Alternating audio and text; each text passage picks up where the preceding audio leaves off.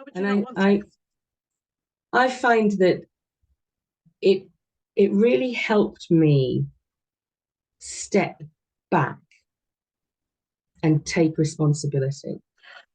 Oh my word, yes. Because that's absolutely at the core of it, taking that personal responsibility. Totally. And as I look back over some of those stakeholder relationships, colleague relationships, and look at those that weren't necessarily so effective, I could look now and say, instead of looking at it, that person was difficult, it was like, actually, now I would be able to communicate in a way that worked better for them, that helped them deliver what was needed. Yeah. And that's down to me, and I found that really empowering. And I know sometimes, and we're going to talk about some of these things in later podcasts, but cause and effect and being at cause can often be seen initially as quite judgmental, but you're responsible for everything that happens. Not in the sense that you caused that specific thing to happen, but you're responsible for how you react to it. Yeah. You're responsible for how you choose to behave and respond. And that is incredibly liberating and empowering, to accept that I'm in charge and I have everything I need in here to deliver the outcome I want.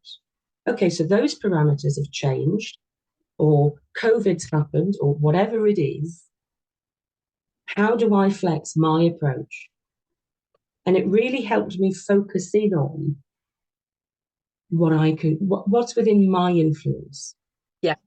What And can by you do? doing that, actually starting to extend what was within my influence. Yeah.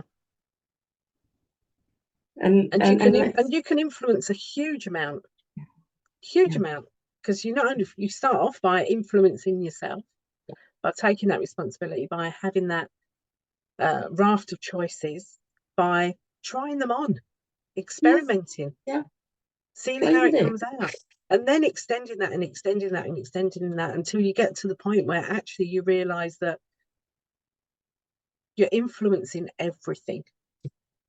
You have influence over everything, which means that not only do you have the power to influence it, and this is where ecology comes into it, and being a Jedi and not a Darth Vader, just because you have that power, the ultimate power to influence all, means you need to make sure you're doing it for the right reasons, in the right way, with the right context, with the pure of heart, and that you're doing it for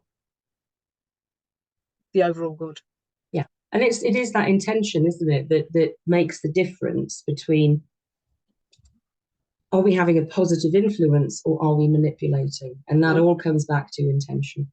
Yeah. And that's why we're accredited. That's why we are under the umbrellas of ABNLP and INELPTA, because it's all about that purity of intention, making sure we're doing it for the right reasons, being the Jedis, and because it's extremely powerful, the things that you can learn through understanding NLP, understanding ourselves.